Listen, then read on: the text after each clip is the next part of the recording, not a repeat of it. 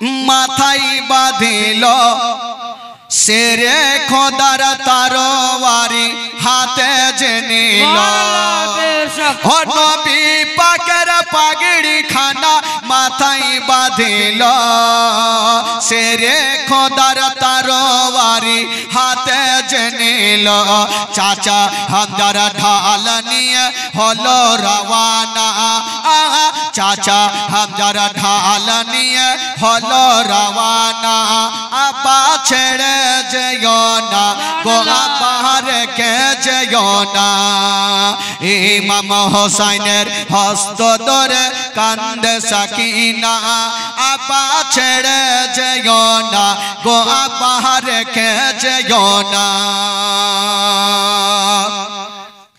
ওই ইমাম হোসেন কারবালা যাই ঘোড়ার ওপর চড়ে আরে মা সাকিনা পড়েছিলেন ঘোড়ার পা ধরে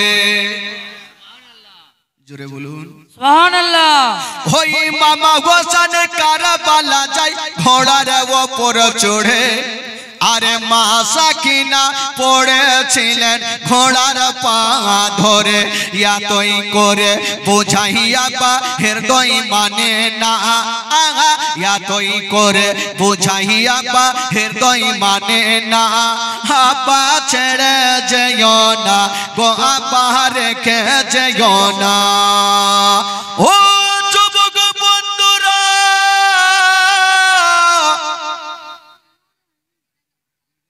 ভাই গো ঘটনা শুনুন চোখের পানি ঝরঝর করে পড়বে ইমাম হোসেন 10ই মুহররমের দিনে কারবালার প্রান্তরে যাওয়ার জন্য বাবা রেডি হচ্ছেন বন্ধুরা সাকিনা 7 বছরের বেটি সাকিনা বাপের হাত কানা ধরে বলছেন আব্বা আপনি কোথায় যাবেন আব্বা আপনি কোথায় যাবেন বলেছিলেন মা আমি যাব সে যুদ্ধের ময়দানে যুদ্ধ করার জন্য মা সাকিনা বলেছিলেন আব্বা গো আপনাকে আমি যেতে দিব না আব্বা বলল কেন রে মা বলছেন আব্বা গো এই জন্য আমি আপনাকে যেতে দিব না ওই যুদ্ধের ময়দানে যে গেল আব্বা ঘুরে এলো না ইমাম হোসেন বলেছিলেন মা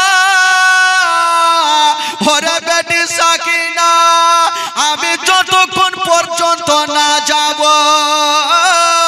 ওই কারবালার যুদ্ধ থামবে না বেরাদার বন্ধুগণ ও সোনা মানিকেরা শোনো না কলেজা ফেটা যাবে মা গো ইমাম হোসেন যাও এই ভাই এই এইদিকে কথা কেন বলছো মাইক মানে সব কেউ কথা বলবে না বক্তব্য চলাকালীন এখান থেকে কেউ কথা বলবেন না কারণ এখন সবাইকে কানতে হবে ইমাম হোসেন যাওয়ার জন্য রেডি হচ্ছেন বাবা উনারই একজন বেটা যার নাম হচ্ছে জয়নাল আবেদিন এসে বাপের হাত ধরে বলছেন আব্বা আপনি কোথায় যাবেন বলল আব্বা যাবেন কোথায় বলছেন বেটা আমি যাব যুদ্ধের ময়দানে জয়নাল আবেদিন দূরে দাঁড়িয়ে দাঁড়িয়ে কাঁদতে লাগলো ইমাম হোসেনের একটা বেটা আলী একবার এসে বলছেন আব্বা আপনি কোথায় যাবেন বলুন আব্বা বলছেন বেটা আমি যাব যুদ্ধের ময়দানে আলী একবার বলেছিলেন আব্বা গো ওই যুদ্ধের ময়দানে যে গেল ঘুরে এলো না আব্বা আমি আপনাকে যেতে দিব না গো আব্বা আমি আপনার বেটা আমাকে পারমিশন দিয়ে দিন আব্বা আমি যাব যুদ্ধের ময়দানে ইমাম হোসেন বেটাকে বুকখানে জড়িয়ে ধরে 10ই মুহররমের দিনে ওই আলী আকবরের কপালে চুমা খাচ্ছে একবার গালে চুমা খাচ্ছে আর বলছেন বেটা রে আমাকে খুশি মনে তোমরা বিদায় দাও আলী একবার কাঁদতে লেগেছেন ও বাবা আমি আপনার বেটা বেঁচে থাকতে আপনাকে আমি যেতে দিব না আপনি আমাকে পারমিশন দিয়ে দিন আব্বা ইমাম হোসেন তখন বলেছিল বেটা রে ওই যুদ্ধের ময়দানে আমি যাকে পাঠিয়েছি ঘুরে আসেনি বেটা আমি তোমাকেও কোনো মতে পারমিশন দিব না আলী একবার বলেছিলেন আব্বা গো আব্বা আপনি চিন্তা করবেন না আব্বা, কারণ আমার সাকিনা বহিন ছটফট করে করে পানির জন্য কাঁদছে। 7 বছরের বহিন পানির জন্য কাঁদছে। বেরাদার 3 দিন ধরে যদি কোনো মা ভাই পানি না পায় বলুন, তাদের দিলখানা কত কাঁদবে, কলেজা খানা কত কাঁদবে। আলী একবার বলেছিলেন, আব্বা আমাকে হুকুম দেন, আমি যাব যুদ্ধ করব, জয় করাইয়া পানি নিয়ে আসবো। ইমাম হোসেন বলেছিল, বেটা আমি যেতে দিব না। আলী একবার বলেছিলেন, আব্বা গো ওই যে আমার বইয়ের মাটিতে গড়া গড়ি দেয়, আমি বড় ভাই হইয়া আমি কেমন করে দাঁড়িয়ে দাঁড়িয়ে দেখব। বাবা গো ওইদিকে জয়নাল আবেদিন জ্বরে জ্বালাতে কাঁপছে, আব্বা গো আমি কেমন করে ভাইয়ের কষ্ট খানা দেখব। বাবা গো ইমাম হোসেন বলেছিল, বেটা রে তবে একটা কথা শুনে নাও বেটা, আমি তোমাকে পারমিশন দেব, তবে বেটা রে ওই যুদ্ধের ময়দানে যখন যুদ্ধ করবে বেটা, তবে একটা শর্ত মানতে হবে। বলল আব্বা কি শর্ত? বলছেন বেটা যখন যুদ্ধ চলবে বেটা, তখন তুমি যুদ্ধের ময়দান থেকে ভয়ে পালিয়ে আসবে না বেটা।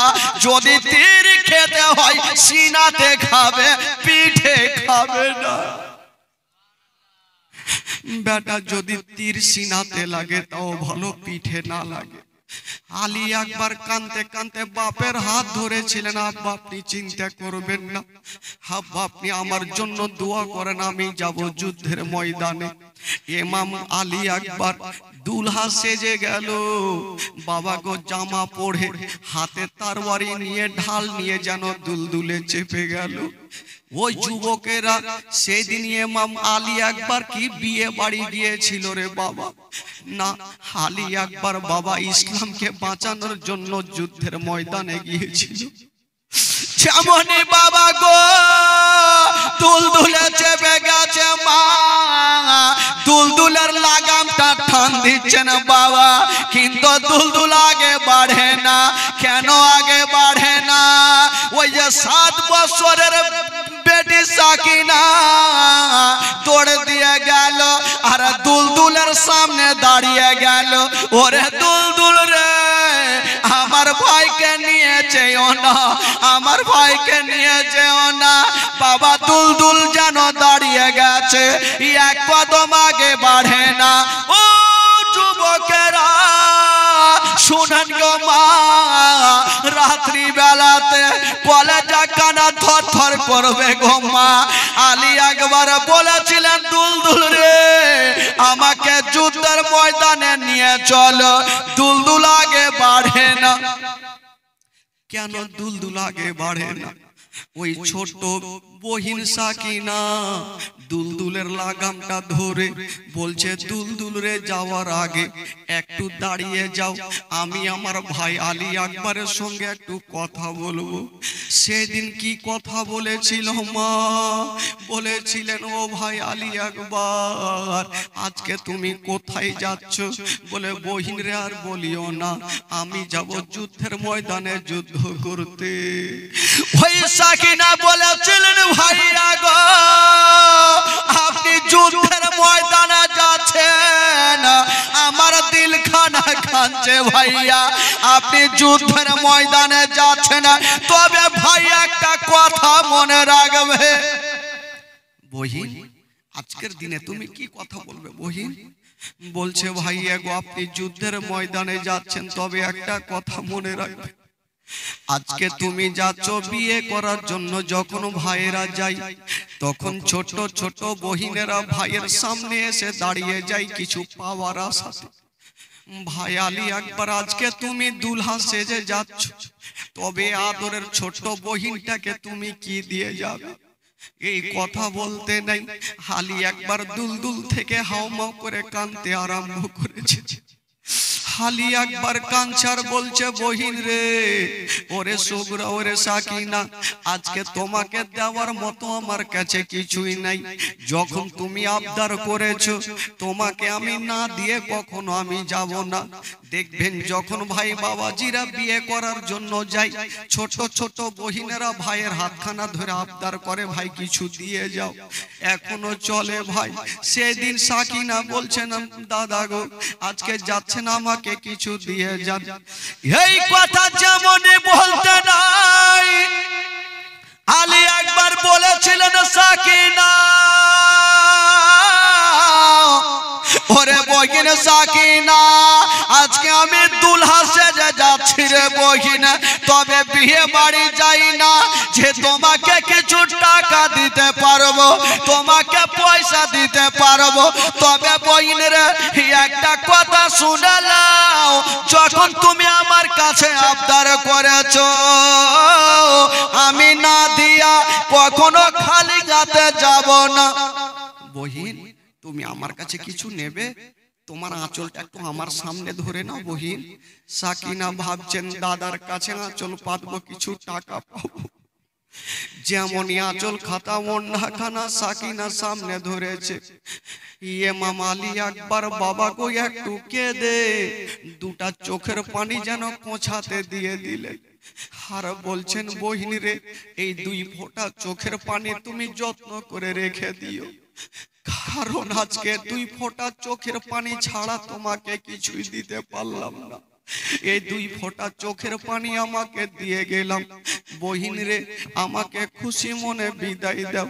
7 বছরের বহিন সাকিনা ওই ওড়নাটাকে সামনে নিয়ে বুকে লাগাইয়া ঘরের কোণাতে গিয়ে যেন ডুগরে ডুগরে কাঁদতে লাগলো।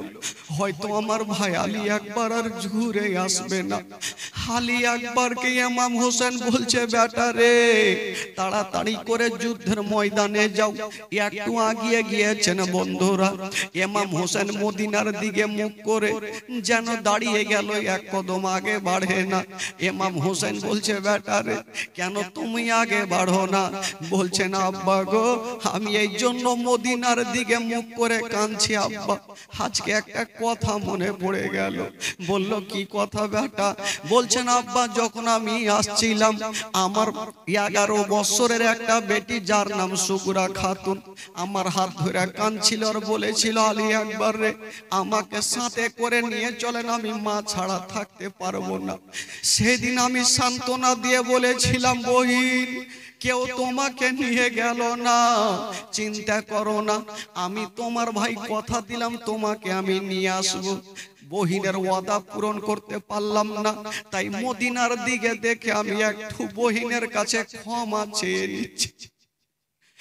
এই কথা বলতে নেই, আলী আকবর মদিনার দিকে মুখ করে 2 হাত তুলেছেন, আল্লাহ আমার বহিনের আমি ওয়াদা পূরণ করতে পারলাম না, আজকে আমি কারবালায় যুদ্ধে যাব, জানি না ঘুরে আসবো কি আসবো না, তবে বহিনীরা আমাকে ভাই বলে তুমি ক্ষমা করে দিও। চলতে লাগলো দুলদুল। ইমাম হোসেন বলল, বেটা রে যাও, চিন্তা করো না, তুমি যুদ্ধের ময়দানে চলে যাও। ও যুবকেরা বাবা গো, নবী বংশের ছেলে ইমাম হোসেনের বেটা হাতে তরবারি নিয়ে যখন যুদ্ধের ময়দানে পৌঁছে গেছে, যুবক বন্ধুরা একদিকে ইমাম আলী আকবর একাই, একদিকে 22,000 সৈন্য দাঁড়িয়ে আছে। ওরে যুবকেরা, যার শরীরে নবী বংশের রক্ত আছে গো, তার সঙ্গে মোকাবিলাই করে কেউ টিকতে পারবে না। আলী আকবর দাঁড়িয়ে আছে, পাহুল মানের মতো দাঁড়িয়ে আছে। ইবনে সাদ বলল, তোরা কে আছিস, যাও আলী আকবরের মাথাটা কেটে নিয়ে চলে আসো। একটা লোক গেল, আলী আকবরকে বলছে, আলী আকবর যদি তুমি বাঁচতে চাও মার কাছে যাও। আলী আকবর বলেছিল, আজকে আমি ক্ষমা চেয়ে নিয়েছি, একটা জিন্দা রাখবো না। বাবা কথা বলতে নাই, যুদ্ধ শুরু হয়ে গেল। যেমন যুদ্ধ শুরু হয়ে গেছে মা গো বাবারা, ইমাম আলী আকবর হাতে ছিল তরবারি খানা, যেন বাবা কাজে লাগিয়ে দিল। যেই দিকে চালিয়ে যাই 2-4 জন কেটে জমিনে পড়ে যাই। আলী আকবরের সামনে বাবা কেউ টিকতে পারে না।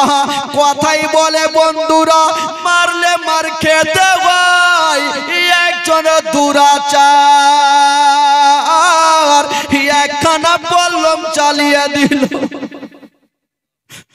একখানা বল্লম চালিয়ে দিয়েছে।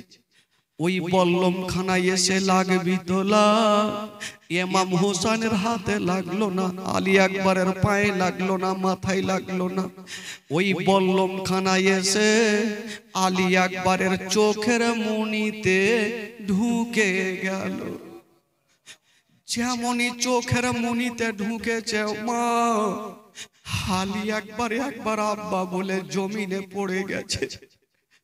যেমনই জমিনে পড়েছে আলী একবার ডুগরে ডুগরে কাঁদছে আর বলছেন, সাকিনা বহিন, আমি তোমার জন্য পানি আনতে পারলাম না।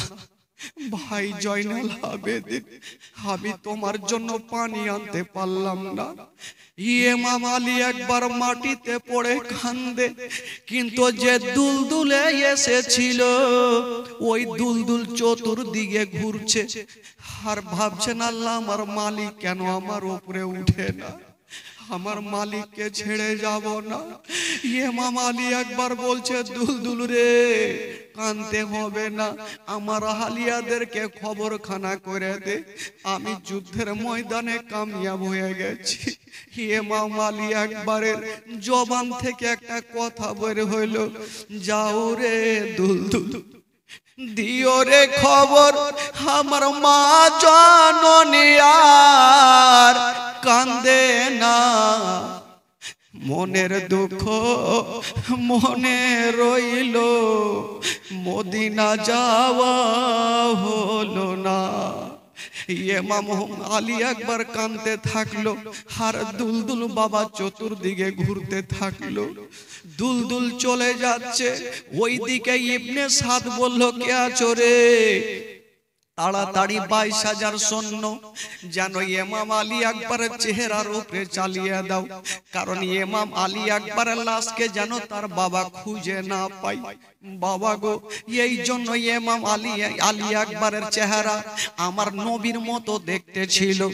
বাবা গো, সঙ্গে সঙ্গে 22,000 দুলদুল আলী আকবরের ওপরে যেন চলতে আরম্ভ করেছে। ঘোড়ার পা যদি একটা লোকের উপরে 22,000 চলে, বলুন তার বডি লাশখানা কোথায় থাকবে বন্ধুরা? কোন দিকে হাড় মাংস গেল, কোন দিকে কলেজা ছুটে চলে গেছে, কেউ নাই। বাবা গো, কারা যাবে? 10ই মুহররমের দিনে আলী একবার মা বলে ডেকে ছাড়, মুখে কথা বলতে পারলেন না, কোন দিকে চলে গেছে। ইমাম হোসেন চিৎকার পেয়ে দৌড়িয়ে গেল, আমার বেটা আলী আকবর কেমন আছে একবার গিয়ে দেখি। যেমনই যাচ্ছেন বন্ধুরা, আলী আকবরকে দেখতে পাওয়া যায় না। বাবা চতুর্দিকে খুঁজে গো, আলী আকবরকে দেখা যায় না। হঠাৎ করে দেখছেন বন্ধুরা, একদিকে আলী আকবরের হাতখানা কেটে পড়ে আছে, ইমাম হোসেন হাতখানা নিয়ে এক জায়গাতে করেছে, দেখছে এক টুকরো বডির মাংস এক জায়গাতে পড়ে আছে। বাবা গো, ইমাম হোসেন বেটার হাড় হাড্ডি মাংসগুলাকে কুড়াইয়া এক জায়গাতে জমা করেছেন বন্ধুরা। কোন বাপ যদি বেটার অবস্থা দেখে, কোন বাপ থাকতে পারবে না, তবু ইমাম হোসেন চোখের পানি ফেলছেন না। ইমাম হোসেন ধৈর্য ধরে আছেন, আল্লাহ গো, আমাকে কত পরীক্ষা নিতে হবে, আল্লাহ কত পরীক্ষা দিতে হবে। বাবা ইমাম হোসেন সঙ্গে সঙ্গে ওই বডি মাংসগুলাকে নিয়ে খিমাতে পৌঁছে গেল। ডাক দিচ্ছেন, বিবি তোমার আলী আসগরকে একবার তুমি নিয়ে আলী আকবরকে নিয়ে নাও। বিবি চলে আসিল, স্বামী গো বলুন আমার বেটা আলী আকবর কোথায় আছে? ইমাম হোসেন ওই হাড্ডি হাড়হাড়ি মাংসগুলা নিয়ে যেমনই বাবা গো বিবির কোঁচাতে রেখেছে, বিবি যেন ডুগরে ডুগরে কাঁদতে লেগেছে। কোন মা যদি সন্তানের অবস্থা দেখে গো, কেউ যেন থাকতে পারবে না। ইমাম হোসেন বলেছিল, ও বিবি গোনেরা, তোমরা চোখের পানি ফেলিও না, তোমরা সবুর করো, আল্লাহ যা করবে ভালো করবে, তোমরা সবুর করে না।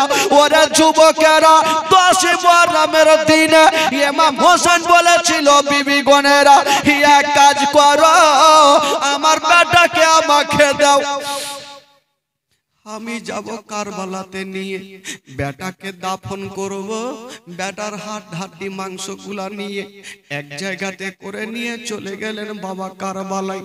কবর তৈরি করা হইল, সেই কবরে রেখে দেওয়া হইল। আলী আকবর ইসলামের জন্য নিজের জীবনটাকে হারিয়ে দিলেন বাবা। সকলে পড়ুন ইন্না লিল্লাহি ওয়া ইন্না ইলাইহি রাজিউন। শুনুন বাবা, আর দুঃখের বয়ানটা শুনেন, কলেজা ফাটবে। ইমাম হোসেন দেখছেন আমার বেটা আলী আকবর হারিয়ে গেল, এবার আমাকে যেতে হবে যুদ্ধের ময়দানে। যাওয়ার জন্য রেডি হচ্ছেন বন্ধুরা। ইমাম হোসেন যাবে গো, যাওয়ার জন্য দুলদুলে চেপে গেছে।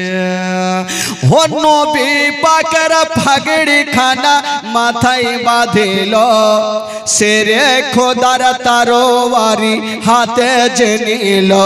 চাচা হামদার ঢাল নিয়ে হলো রওয়ানা, চাচা হামদার ঢাল নিয়ে হলো রওয়ানা। আব্বা ছেড়ে যে গোনা গো, আব্বা রেখে যে গোনা। ইমাম হুসাইন যখন বাবা 10ই মুহররমের দিন যুদ্ধের ময়দানে যাওয়ার জন্য রেডি হচ্ছেন, তো উনার একটা বেটা যার নাম কেতাবে লিখছেন জয়নাল আবেদিন, 22 বছরের বেটা জ্বরে জ্বালাতে কাঁপতে কাঁপতে বাপের কাছে হাজির। আব্বা আব্বা আব্বা আপনি কোথায় যাবেন? আব্বা আব্বা এই 10ই মুহররমের দিন আপনি কোথায় যাবেন? এই খালা চুপচাপ থাকেন, কেউ কথা বলিয়েন না। খালা একটু শুনেন, কালকে আপনারা চিৎকার করবেন, কেউ থামবে না। আজকে অন্তত পক্ষে একটু শুনে যান। ইমাম হোসেন যখন যুদ্ধের ময়দানে যাওয়ার জন্য রেডি হচ্ছেন বাবা, সবাই চলে গেছেন।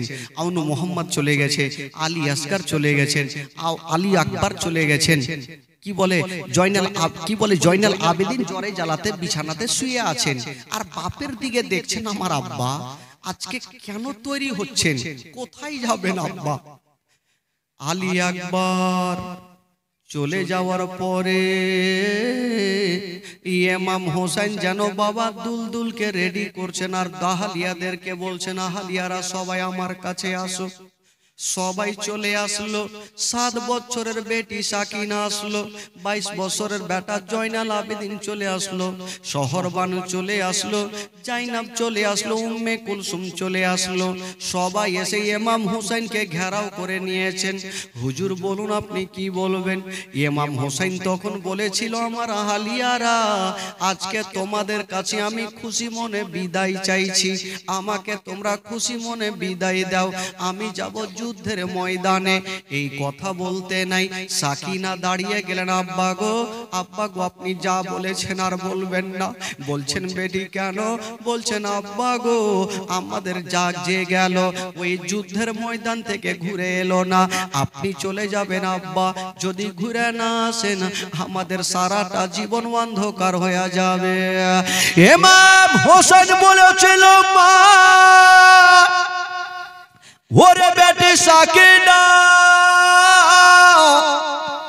তোমরা কি জানো না ওই যুদ্ধের ময়দানে আমি যতক্ষণ পর্যন্ত যাব না ওই কারবালার যুদ্ধ থামবে না। মা আমি যতক্ষণ যাব না রে মা ওই কারবালার যুদ্ধ থামবে না মা, আমাকে যেতে হবে মা, তোমরা খুশি মনে বিদায় দাও।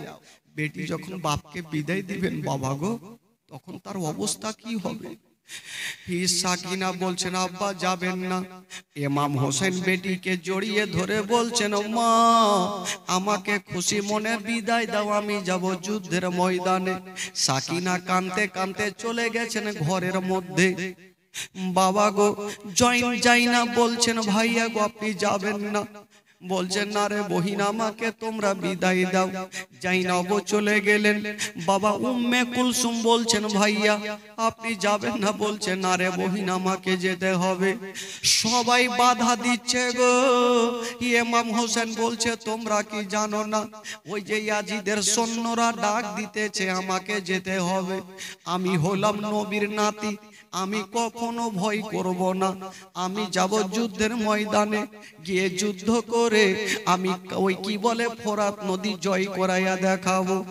বাবা গো সবাই কাঁদতে লাগলো। যারা যারা খিমাতে ছিল সবাই কান্দে। ইমাম হোসেন সবাইকে সান্ত্বনা দিয়ে বলছেন তোমরা কান্দিও না, আমাকে খুশি মনে তোমরা বিদায় দাও। এই কথা যেমনই বলতে নাই ভাগো ইমাম হোসেন বাবা গো যাওয়ার জন্য তৈরি হয়ে যাচ্ছেন। বাবা কিতাবের মধ্যে লিখছেন ইমাম হোসেনের একটা বেটা যার নাম কিতাবে বাবা গো বয়স লিখছেন 22 বছরের বেটা জয়নাল আবেদিন জ্বরে জ্বালাতে বাবা বাপের কাছে চলে আসিল। আব্বা আব্বা আপনি কোথায় যাবেন? আজকে আপনি তৈরি হচ্ছেন, কোথায় যাবেন আব্বা? বলছেন বেটা রে তোমাকে কি বলবো বেটা, আজকে আমি যাব যুদ্ধের ময়দানে যুদ্ধ করতে। বেটার গায়ে জ্বর আছে, বাপের হাত ধরে বলছেন আব্বা খবরদার আব্বা গো যদি পারে না আমাকে হুকুম দেন আমি যাব যুদ্ধের ময়দানে। হাইরে গায়ে জ্বর লাগা আছে, উঠতে পারে না, বসে বসে কাঁদছে। তবু বাপের কাছে পারমিশন চাইছে আব্বা আমাকে পারমিশন দেন যুদ্ধের ময়দানে যুদ্ধ করব। ইমাম হোসেন চোখের পানি ধরে রাখতে পারলেন না, বেটাকে বুকে লাগায়া যেন কাঁদতে আরম্ভ করেছেন। আল্লাহ আল্লাহ গো আমার বেটা জয়নাল আবেদিন জ্বরে জ্বালাতে কাঁপছে, তবুও যুদ্ধের ময়দানে যেতে চাইছে আব্বা। আল্লাহ গো আমি আমার বেটাকে কেমন করে আমি পারমিশন দিব? আমার এই বেটাকে পারমিশন দিতে পারবো না। হায়রে ইমাম হোসেন বেটাকে বুকখানা লাগায়া বলছেন ওরে লাডলা দুলারা, ওরে কলেজারা পারা, ওরে নয়নারা তারা, আমি তোমাকে পারমিশন দিব না বেটা। আব্বা আব্বা আপনি পারমিশন দিবেন না কেন আব্বা? আব্বা আমার যে 7 বছরের বহিন সখিনা যে গড়াগড়ি করছে আব্বা, পানির জন্য কাঁদছে আব্বা, আপনি কেন পারমিশন দেবেন না? আমাকে দেন, আমি যাব আব্বা। আমার গায়ে জ্বর লাগাছে, কি আছে আব্বা? আমি যে একমাত্র নবী বংশের ছেলে, জোরে বলুন আমি যে নবী বংশের ছেলে আব্বা, আমাকে পারমিশন দেন আব্বা, আমাকে দেন। না বেটা তোমাকে দেব না। আলী একবার কাঁদছে আর সাকিনা কাঁদতে কাঁদতে এসে বাপের হাত ধরেছেন। আব্বা গো আব্বা শেষবারের মতো বলে দি আব্বা আপনি যাবেন না, কারণ বাপ যদি চলে যায় বেটিদের দুনিয়া থেকে অন্ধকার হয়ে যায়। বাবা গো মা একটা কথা বলে দি, যদি কোনো সন্তানের বাবা না থাকে বলুন বাবা গো, যখন কোনো সন্তানের বাবা থাকবে দিল্লি বোম্বাই থেকে আসার টাইম হবে তখন ওই বেটা বেটি জানতে পারবে আমার আব্বা দিল্লি থেকে আসছে, আমার আব্বা কেরালা থেকে আসছে, আমার আব্বা বোম্বাই থেকে আসছে। বেটি রাস্তার ধারে দাঁড়িয়ে দাঁড়িয়ে অপেক্ষা করবে। বাপ যখন কাছাকাছি হবে বাপের মনের আশা এখন বাড়ি যাব, বেটিকে বুকখানে ধরবো, বেটির জন্য খাবার নিয়ে যাব। বাপের আশা বাপ করবে, বেটির আশা বেটি তাকিয়ে তাকিয়ে দেখবে। বাপ যখন কাছাকাছি হবে ওই বেটি বাপের চেহারা দেখবে না, সর্বপ্রথম বাপের হাত দেখবে। আমার আব্বা আমার জন্য খাবার কি নিয়ে এসেছেন? হ্যাঁ বাবা গো, বেটি বাপের হাতখানা দেখবে, আমার জন্য খেলনা কি নিয়ে আসিল। কিন্তু বাবা যেই সন্তানের বাবা থাকবে না বলুন ওই বেটির অবস্থা কি হবে? ওই বেটি তাকিয়ে তাকিয়ে কাকে দেখবে গো? বেটি কাউকে দেখতে পাবে না। অন্য অন্য ছেলেরা বাপের সাথে ঘোরাঘুরি করবে, যার বাবা নাই ওই বেটি কেমন করে থাকবে? বাবা গো, সাকিনা এসে বাপের হাত ধরেছেন, আব্বা আব্বা আপনি যাবেন না আব্বা। বাপ যার থাকবে না, দুনিয়াটা অন্ধকার। বলছেন মা তুমি কেমন করে বুঝলে রে মা? আমি কারবালার ময়দান থেকে ঘুরে আসবো না রে মা। সাকিনা কাঁদছেন আর বলছেন আব্বা গো, যাকে পাঠিয়েছি আব্বা কেউ ঘুরে আসেনি আব্বা, আপনিও যাবেন না। মা গো শুনেন মা, কলেজা খানা ফেটে যাবে মা। সাকিনা রেডি হয়ে গেছে, বাপের হাতখানা ধরে নিয়েছেন, আব্বা যাবেন না। ইমাম হোসেন বেটির গালে মুখে চুমা খেয়ে সান্ত্বনা দিয়ে বলছেন, বহিন যাই না, আমার বেটি সাকিনাকে নিয়ে যাও, সাকিনার কোনো কষ্ট দিও না, সাকিনার কোনো দুঃখ দিও না। ইমাম হোসেন বেটিকে সান্ত্বনা দিয়া যেন বাবা দুলদুলে চেপে গেল। 10 মুহররমের দিনে বাবা গো দুলদুলে চেপে গেছে, সবাই কাঁদছে, ভিতরে খিমার মধ্যে সবাই কাঁদছে। একদিকে সাকিনা কাঁদছে, একদিকে জয়নাল আবেদিন কাঁদছে, একদিকে শহরবানু কাঁদছে, একদিকে জাইনাব উম্মে কুলসুম কাঁদছে। সবাই কাঁদতে থাকলো গো। ইমাম হোসেন যেন বাবা দুলদুলে চেপে গেল। যেমনই দুলদুলে চেপেছেন বাবা, দুলদুলের লাগামটা টান দিচ্ছেন বাবা, কিন্তু দুলদুল এক কদম আগে বাড়ে না, দুলদুল আগে বাড়ে না। ইমাম হোসেন বলছেন, আল্লাহ আমার দুলদুল কেন আগে বাড়ে না? ওরে দুলদুল রে, তুইও কি নারাজ হয়ে গেলি? আমাকে যুদ্ধের ময়দানে নিয়ে চল। দুলদুল কেন আগে বাড়ে না? ওই দুলদুলের বাবা জোড়া সামনের পা, 7 বছরের বেটি সাকিনা বাবা জড়িয়ে ধরে আছে। আর বলছে দুলদুল রে, আমার আব্বা জানকে নিয়ে যেও না, আমার আব্বা জানকে নিয়ে যেও না।